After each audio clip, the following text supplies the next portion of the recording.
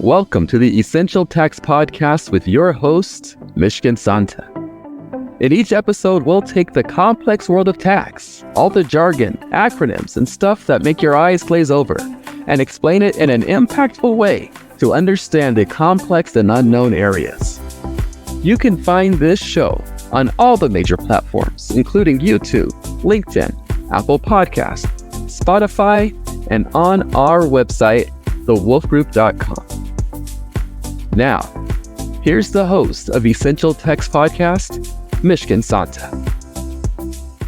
Hi, everybody. So today I'm excited to present Nadine Anderson, who was referred to me from a good colleague of mine that I recently was able to see again at the IBA conference in London this past March.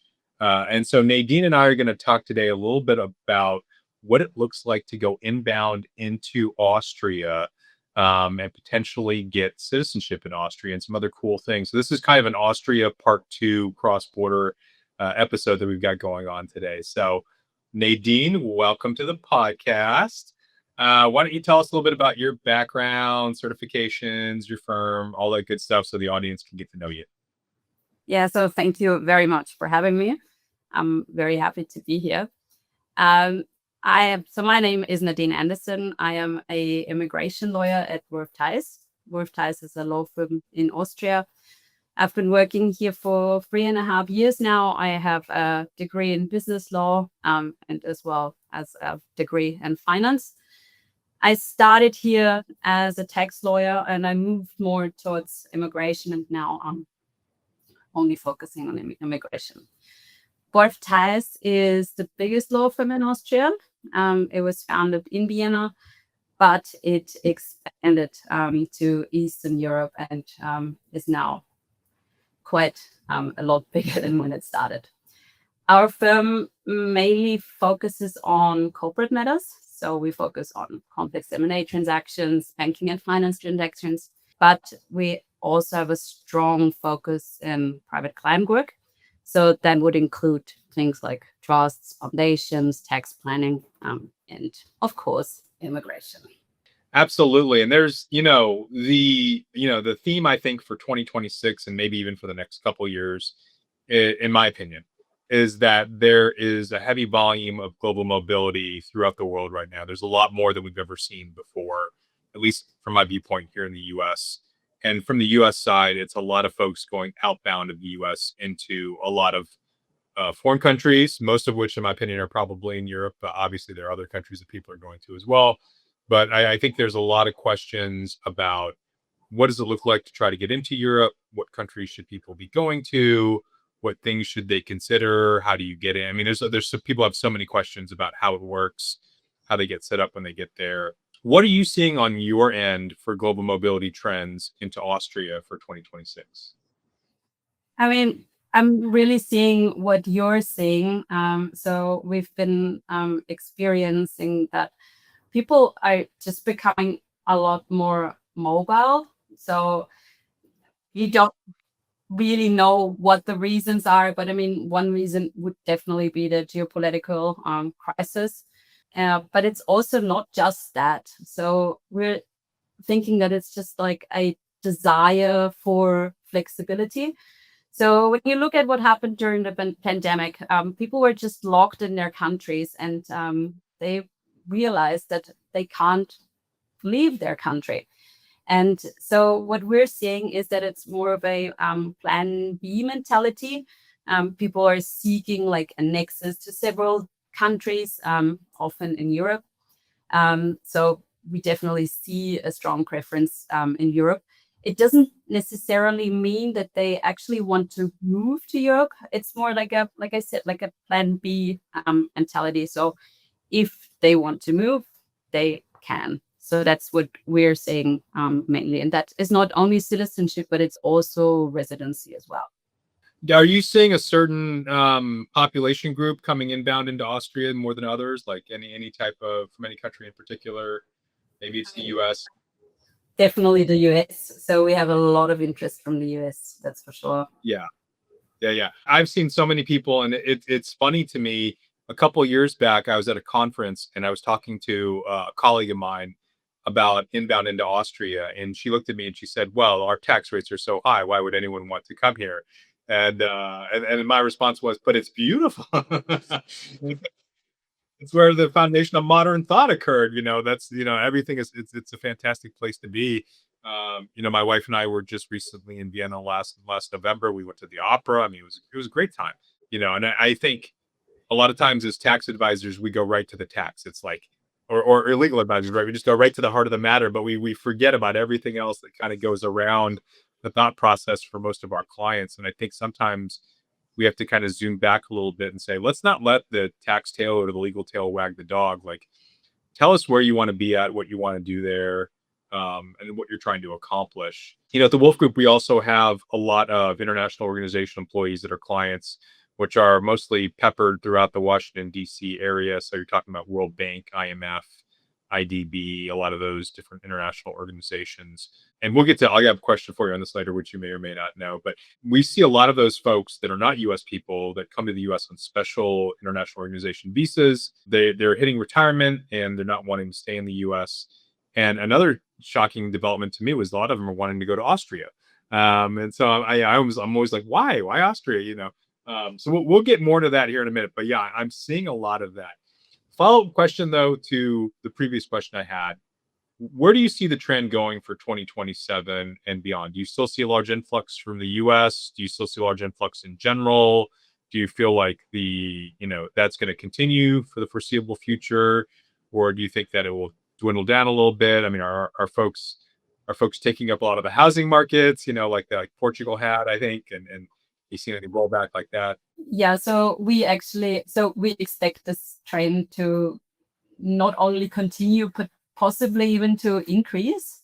People are just, like you said, they are really interested in Austria. I mean, Austria is a beautiful country, and we're very stable. Things just work here as well, right? So yes, even though you can look at it with through the high tax glasses, but it's still, you get a lot in Austria, and it's a stable, beautiful country. So we do expect this to continue and also to increase. But I also want to point out is that it's not only Austria. So because we are a law firm that is active in many countries, and especially in Eastern European countries, we do also see people interested in these other countries. So what we're thinking is that, or what we experienced so far, is that people they're also exploring their ancestors' roots, where their ancestors came from. They're trying to identify with their ancestors. So that's why we get a lot of requests also for other European countries. And we don't think that this is gonna stop happening anytime soon. We really think that it's more like the start now. So when you say you get requests for other European countries, are you helping folks, for example, go to Slovenia or other places like that are around the area?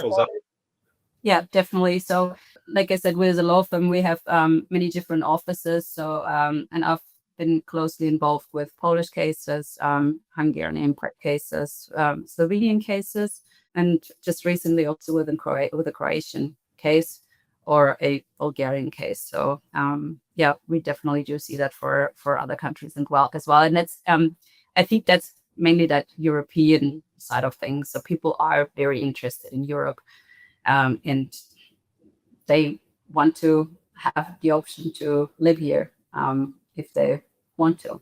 Yeah, I plan to do several podcasts on a lot of those countries that you kind of rattled off there. Poland in particular.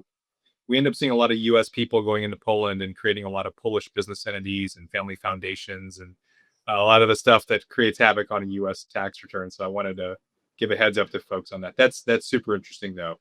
Okay, let's shift gears and let's talk about Austria specifically. There's this section 10.6 of the Austrian Citizenship Act where you have the citizenship by merit provision. Can you walk us through what that means and how all that works? Yeah, so that's a very, very, I wouldn't say, yeah, I mean, it is an important provision, but it's not for a high number of people.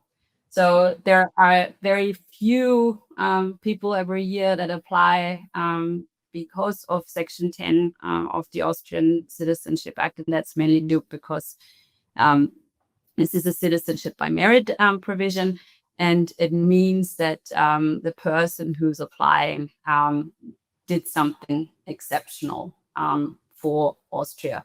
And it's not only that the person did something exceptional for Austria in the past, but also that the person is expected to be doing something exceptional for Austria in the future. The law itself doesn't really say much. So it's just a simple provision. Someone who's done something exceptional for Austria may be granted citizenship, but that's basically it. So the Federal Ministry of the Interior published guidelines to make this more clear, to clarify through things.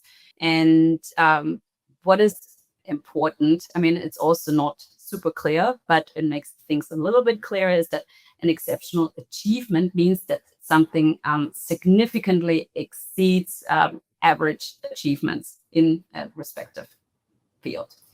So the guidelines had they have 4 areas, or they established 4 areas. There would be sports, science, art, and business. And whatever is exceptionally done in those areas may qualify for Austrian citizenship by merit. It's really important to know that this is not something that you're entitled to. It's completely discretionary. So even if you've done something exceptional for Austria, it doesn't mean that you necessarily get citizenship. So it's completely discretionary. It's the government, the Austrian government, that decides, and they can say yes or no.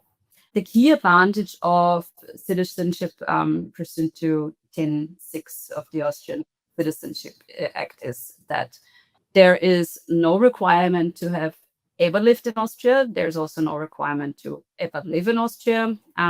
There is no necessity to give up a foreign citizenship, which is very unusual for Austria. There is no German test, which is also very unusual for Austrian citizenship. And there is no need to pass a citizenship test. Like I said, it's not something that happens all the time. There are a few cases every year. The government decides twice a year on the applications that came in. And yeah, but it is a very important provision nonetheless. Sounds amazing. I feel like I want to apply for that. I mean, if I'm how many parts have to go in Austria to make that to make the merit provision? Let's figure that out. Wow, that's really cool. I think all countries should have that. I think that's an amazing provision. Is Austria? Do you know if Austria is unique in that alone, or other European countries have? Nah, other countries do have it as well, especially for sports people or artists, scientists as well, I believe. Yeah, I can see that for science. There's a race there to try to keep all the intellectuals in one place. Yeah, but it's like I said, it has to be exceptional. So it's not just random scientists that would be granted citizenship. It has to be exceptional, and that's the prerequisite. Yes, no, I get that. I get that. Okay, let's talk about another interesting provision that you have for Austrian citizenship: descendants of Nazi victims. Apparently, there's a path forward on that one. Is that correct?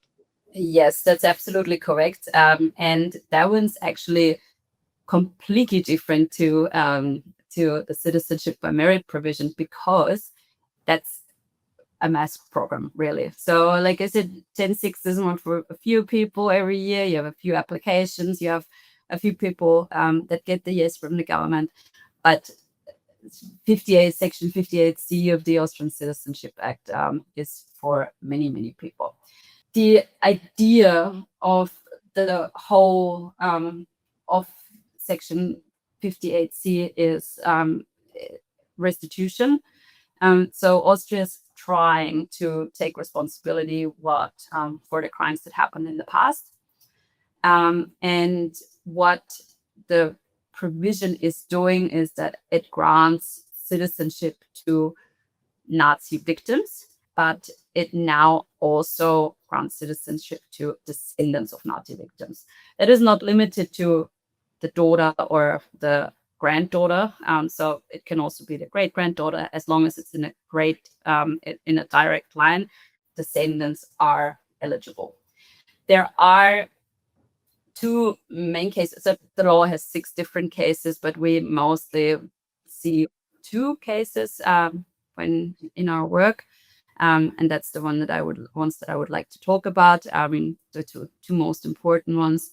So the first one is we have them approved if they're eligible. We always have them approved because that is so it's either I'm a Nazi victim or the descendant of a Nazi victim, but we're always looking at the Nazi victim, and that would have been a person that is an Austrian or used to be an Austrian citizen, or a citizen of a successor state of the Austro-Hungarian Empire. That means Hungary or Poland or Czech Republic, or a stateless person. Another prerequisite is that the person lived in Austria, had their primary residence in Austria, and that the person fled Austria because they either were persecuted by the Nazi regime or because they feared persecution by the Nazi regime. So that's relatively straightforward, as long as you can prove that these 3 factors actually happened. It's relatively straightforward, and that person, the descendant, would get Austrian citizenship. The second case is not as straightforward. We're kind of hoping for some court decisions that would make it a bit more clear. But in the law itself, we have the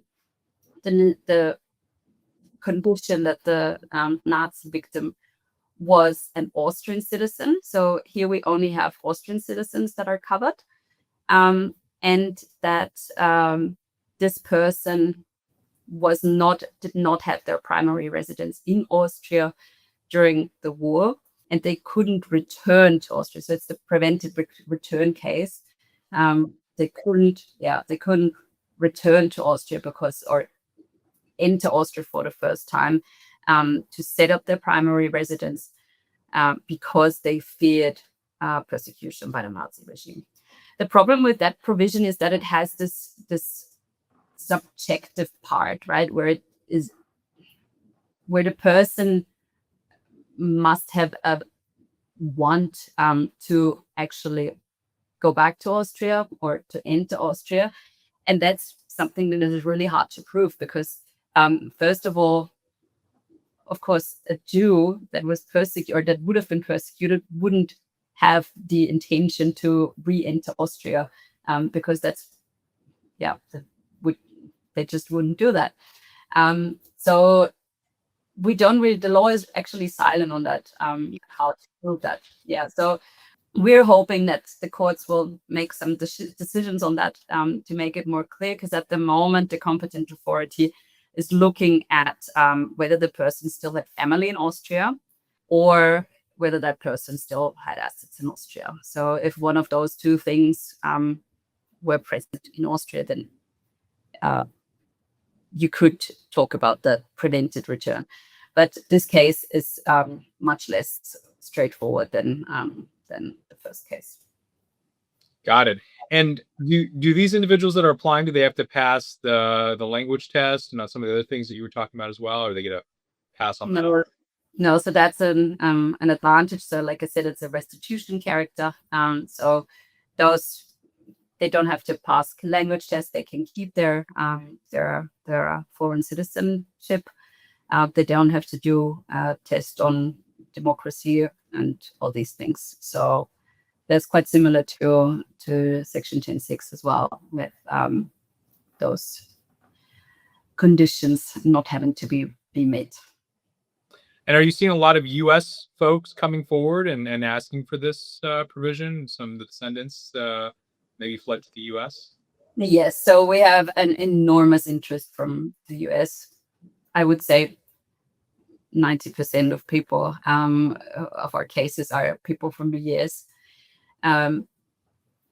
In fact, it's also the fact that the vast majority of people that had already naturalized under this provision are from Israel, the US, and the UK. So definitely the majority are people from the US, which also makes sense because a lot of people, a lot of their ancestors, they emigrated to the US. So it makes sense. Yeah, and we have pockets of communities, Austro-Hungarian communities throughout the. I mean, it's very clear when you drive through them, the food that's being offered, and the cultural symbolism that they have. It's fantastic. So that's super interesting. Let's talk for a second, because you said a couple times that folks don't have to worry about giving up their citizenship under either of the things you just talked about. And it's an interesting thing to me that we now have in the world some countries that don't allow dual citizenship. And in the US, for the first time, we actually had a bill proposed where, US people, under the bill. Now, it's obviously doesn't have any traction, but it's out there. It's in the ether, where we have a proposal where you can't have a second citizenship if you're a US citizen, which is super interesting to me. So talk to me about the prohibitions you have on dual citizenship. And then I've got a couple of follow-up questions on that with how Austria looks at that.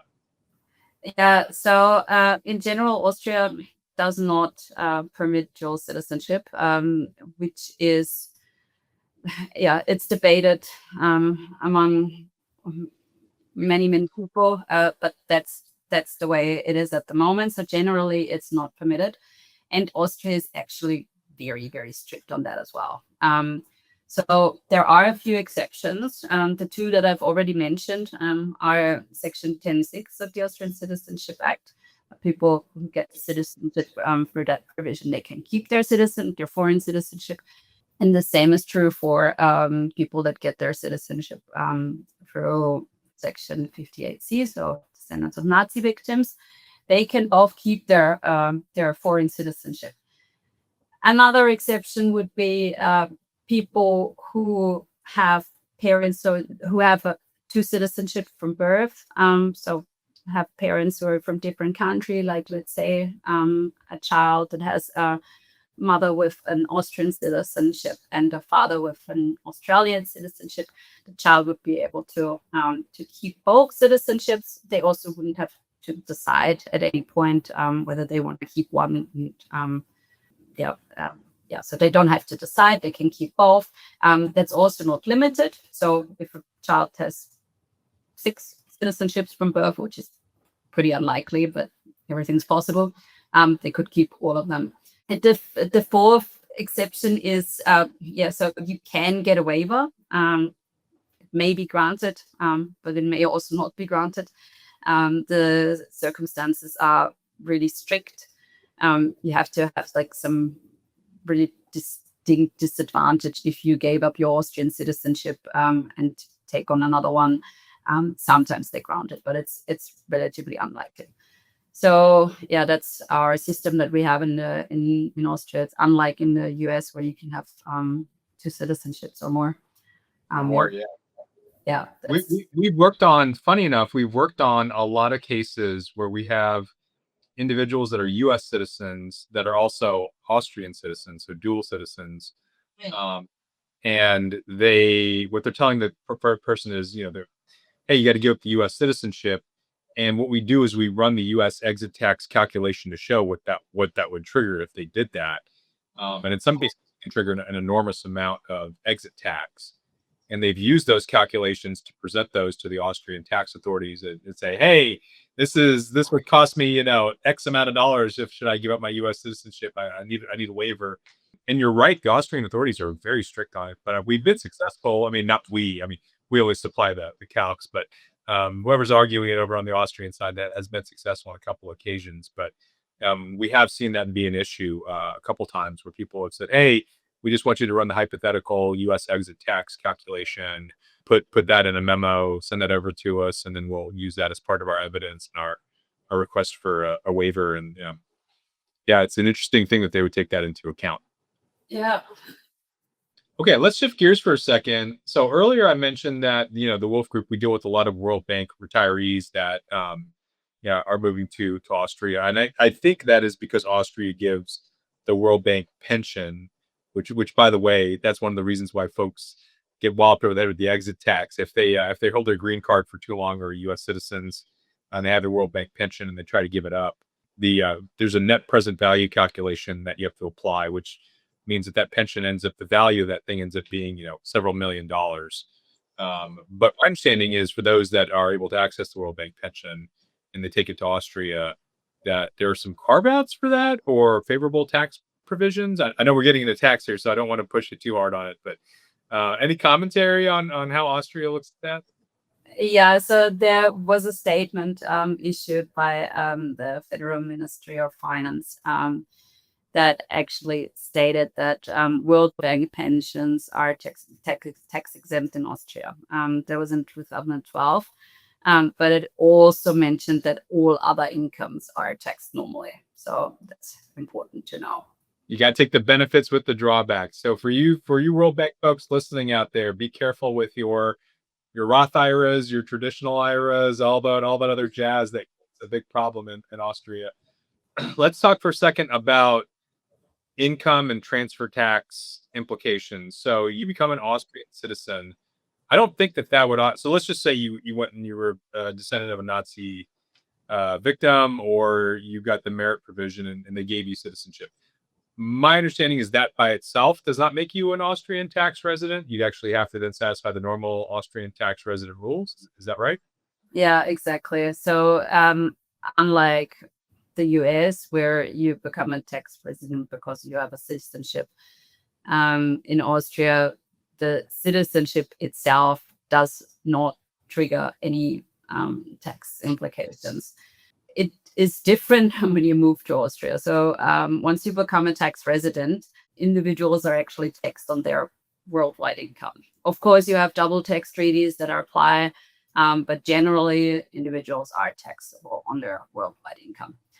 What is important to know, and it could be of interest to some people, is that Austria does not have an inheritance tax. We used to have one, but we don't have one anymore. And we haven't had one for quite some time. And we also don't have a gift tax, and we also don't have an estate tax. So that's quite an important thing about Austria. Music to my ears. It makes the tax planning that much easier. It's interesting when you get into various jurisdictions where they have wealth tax, inheritance tax. I forget if Austria has a wealth tax, but when you have all these different types of taxes that float around, I forgot about that one, or I forgot, Spain, for example. That one's always mind-boggling to me about how you apply all the various types of little taxes they have. Surtax this and additional tax that. It can be quite complicated. So I know you do a lot of immigration, and you're formerly, in the tax realm. Are there any pre-immigration tax planning strategies that you could think of off the top of your head that you generally recommend coming inbound into Austria? Any tips you want to leave for the audience on that? Yeah, so if you want to move to Austria, it would be really beneficial to contact advisors at least 4 to 6 months, maybe before you actually plan to move. Board of Tax could obviously assist with that, and we would then review the individual's assets. So looking at things like trusts or offshore holding companies or even retirement funds, all these things would have to be looked at from an Austrian tax perspective. And then obviously they would have to be sometimes restructured so that they work better for the Austrian tax perspective. The main thing is to start early enough and to contact advisors early enough, because if you do it 2 weeks before the move, you might not have time for a favorable treatment for these things. So Nadine, I think that's one of the wisest pieces of advice I've heard in a really long time. And I tell the same thing to my clients. If you come to me, I don't even say that. I say, you come to me 3 months before you move, I'm probably not able to do anything special for you. I mean, I'll tell you exactly what you're going to get into, but you're going to miss out on some really, really great ROI opportunities for pre-immigration planning. My rule of thumb is the longer the runway you can give me, the more the more magic I can make happen. Not that I make magic happen all the time, but the more time you have to really dig deep into the facts and circumstances. And in the U.S., we have a 3-step process: how is it classified, reported, taxed, baseline, and then what modifications can you make from that?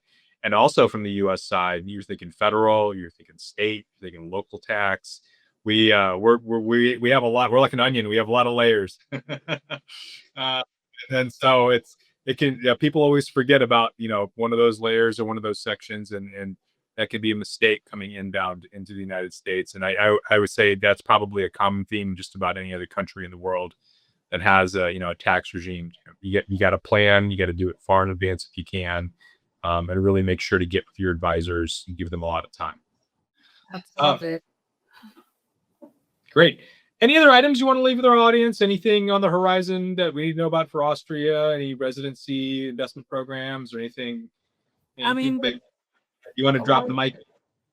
It's always a good idea to look into people's ancestors. It really is, because especially with that provision for descendants of Nazi victims, there are so many people that are eligible that don't even know about it. So it makes sense to just look at it, and that might be a second citizenship available. And the trend these days is that people want more citizenships, or more access. I would say that may be a better way to put it, but I always have people bragging about how many passports they have, and then it seems to be the linchpin. Everyone, it's no longer I've got all these different cars or whatnot. It's I've got 4 passports to various places, and that seems to be the gold standard these days. Okay, last item. So someone wants to reach out to you. They want to talk to you about coming inbound into Austria. They want, they desire to work with someone in your law firm for whatever issue there is. How do they get a hold of you? How do you guys work? Is it, normal intake process? Stuff like that. Give us the 30-second elevator speech on getting in contact with you. I mean, we are actually quite easy. So the best thing is always to send us an email. You can send an email to me, Nadine Anderson, nadine.anderson@worftheiss.com. And we would then schedule a call. So most of the time, it's the easiest to have a call, so we can see what the issues are, see what the plan is, maybe identify red flags, whatever. We would then, after we know all the facts to the case, we would provide an engagement letter, and that engagement letter depends what the topic is about, what the matter is about. But we would engage. We would have a step plan in there, and that would cover like the immigration matters or the tax work streams. Depending whatever it is. So best is always reach out via email. We have a huge team that can assist in almost everything, I would say. And that's the best to do. Okay. Final question, I promise. You guys, same know your client rule. I mean, I sometimes, for example, I tell people when I refer them to the UK, like, I'll refer you, but just know it may take like a month before you can talk to anybody, because they got to do the know your client background check and all that other stuff. Is there similar kind of background check that you guys do, or how does it work in Austria? I mean, of course, we have to perform a background check on our clients, but it's mostly about like sanction lists, and it's for AML reasons. It depends what the matter is about, but that's normally really, really fast. So our compliance team works really fast. So you wouldn't even notice it really, because it happens in the background anyway. That's right. So there you go, folks. The Austrians they got that down. They're very precise, and they've got that down to the T. So be a delay like we see in some of the other countries. All right. Well, fantastic, Nadine. It was such a pleasure having you on. I highly advise anyone that's listening to the podcast that's looking to get some legal advice about some of the topics we talked about today to contact Nadine, get some really good legal advice, and get yourself set up properly. Make sure you get some good Viennese coffee while you're talking to her, so everyone's on the same page. But thank you so much for coming on the podcast, and we hope you can come back and give us an update soon. Absolutely. Anytime. Thank you so much for having me. This was a lot of fun. All right. Fantastic. Thank you. Thank you. It was great talking to you. You've been tuning in to the Essential Tax Podcast with your host, Mishkin Santa. You can find this show on all the major platforms, including YouTube, LinkedIn, Apple Podcast, Spotify, and on our website, thewolfgroup.com. Thank you for your positive reviews, comments, questions, and for sharing this show with others.